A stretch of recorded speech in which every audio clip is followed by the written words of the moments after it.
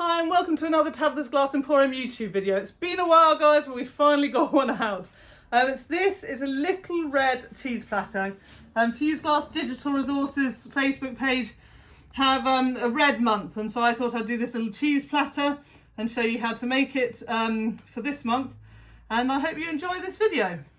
So the first thing I wanted to do was create some things to go on the platter in a full fuse. So I'm just doing some experiments down here. So I've done a zigzag line. This is all going to go on the full fuse, so it'll be really interesting to see how it comes out. This is a line of frit that's a bit more wiggly with some other frit on top.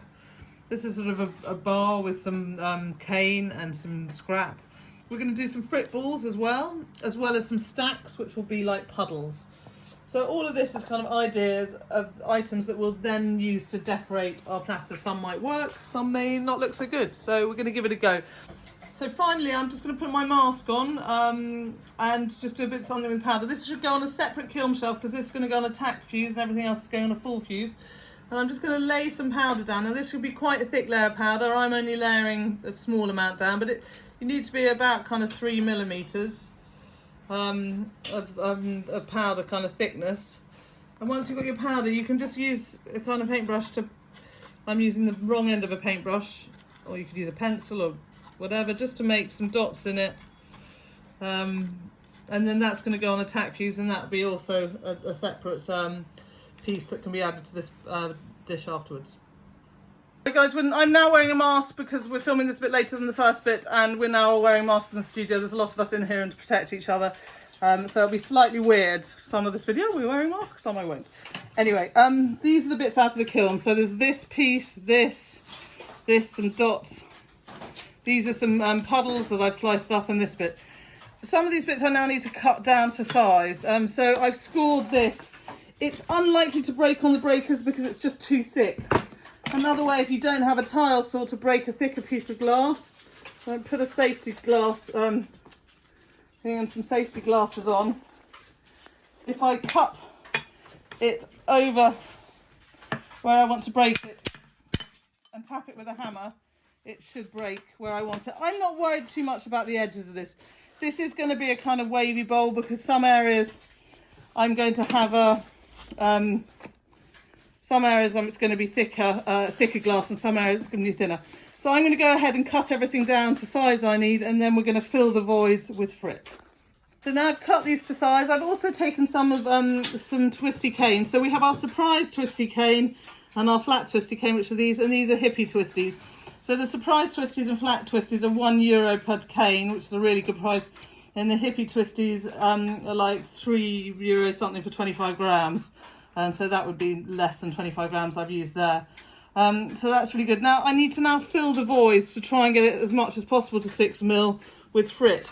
So we sell this, which is like confetti, and our red one at the moment is on like special offer. It's like, I think, €30 for 50 grams, so it's an incredible price.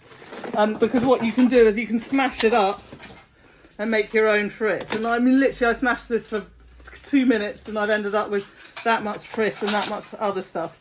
So the frit I'm going to use in this area here. I want to get it between the bits. I'm just going to look for a spoon.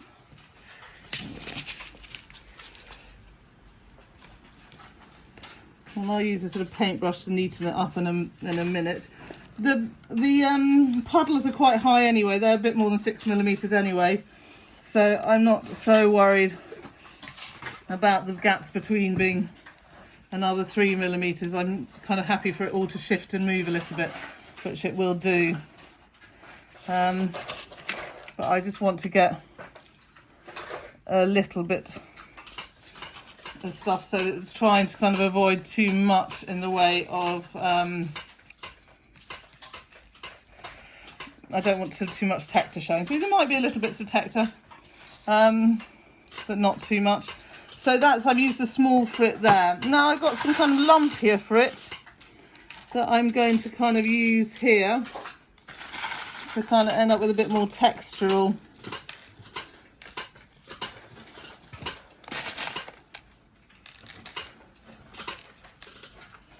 Feeling in this part of the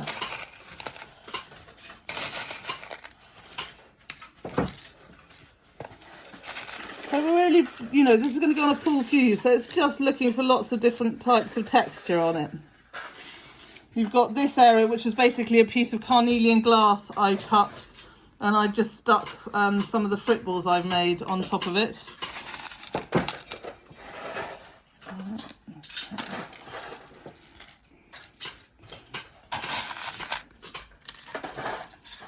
We have a fly problem. Go away, fly. It's time to die. It's that time of year.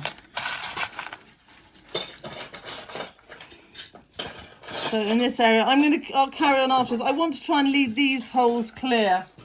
And then I'm going to take some, I've got some garnet red frit, medium. And I just want to, in the holes of this, just try and sprinkle a bit of garnet red.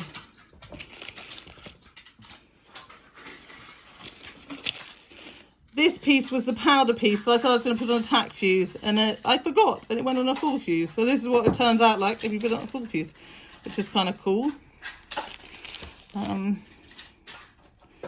So that's going in like that, and then I've got this area with hearts, and I want to make sure the hearts can still be seen. So I'm just going to fill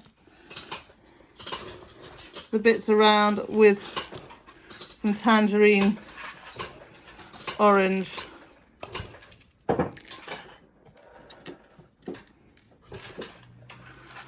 Frits like so.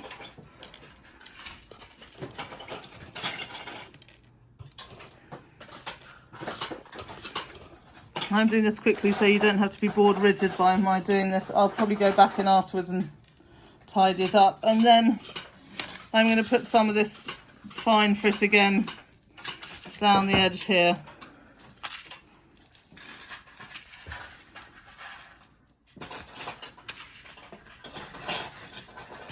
And I'm just going to put a few, this is garnet red, just chunks on top to add a bit of contrast.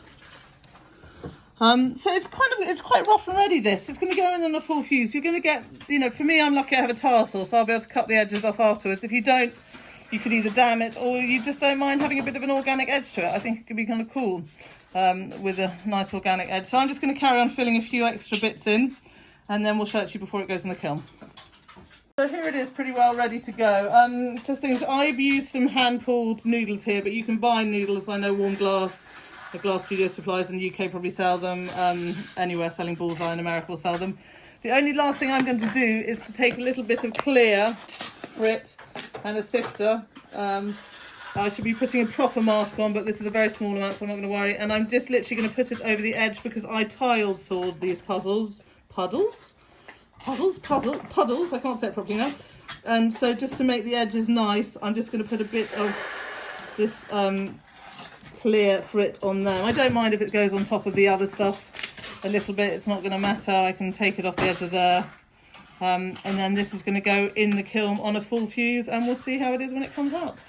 Just the last quick thing, you could also use a bit, I put a load of this stuff on, and it's sort of, to move it's going to be quite hard, and you can just use a bit of this and just sort of put it on a little bit here and there, just sort of hold pieces in place. This is rather than, normally I use the blue one, and this is the glass tack kind of more liquid one. So that's a good way of just holding everything in place before you can then sit and let it dry before you move it over to the kiln. So here it is out of the kiln. I think it looks good. Now I want to sandblast some pattern into it. So I've cut some resist. Now if you don't have a sandblaster, you can just use it as a cheese board like this. But I thought this was quite a nice extra technique I could show you. So with the resist, so you can buy this, you know, pretty much, you know, from lots of different craft shops. And then just cut it however you want. If you've got a die cutter, you can cut some really fancy shapes, but I'm just going to do it like this. And basically I've cut these wiggly lines, and then I'm going to space them out just to have a bit of sandblasting in between. If I can, my thumbnail is vanished, so it's hard for me to peel these. And then put the next one on like this, so effectively the void will be sandblasted. So I'm going to carry on putting the resist on, and then I'll give it a sandblast. So I put the stripes on now, I sandblasted it, and now I'm going to take the strips off, and you can see you've got area of sandblasted and area of not. And now I'm going to put it in at slump temperatures, and that will cure the sandblasting area. It will leave it nice and kind of sandblast it, but it will seal it so that it doesn't kind of stain, and it'll be nice and food safe.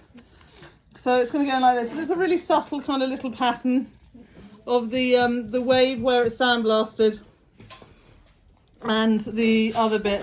So here it is out of the kiln. It's quite hard to see the sandblasting. It's very subtle, but that's what I kind of love about it. So the difference is in the schedule. The longer you fire it for, the more the sandblasting will disappear. If you want it more obvious, you go to a lower temperature for less amount of time. So that's your kind of key thing with sandblasting. It's nicely sealed now, so it's food safe, but it is very subtle on this one. If you wanted it less subtle, lower temperature, shorter time, you need to experiment in your kilns and see what you get. But you also need to be careful. If you don't take it too low, then it won't seal, and it means that oils of food will get in the glass if you're wanting to use it for food like this, for a cheese plate. I hope you've enjoyed this YouTube video, and if you have, please subscribe.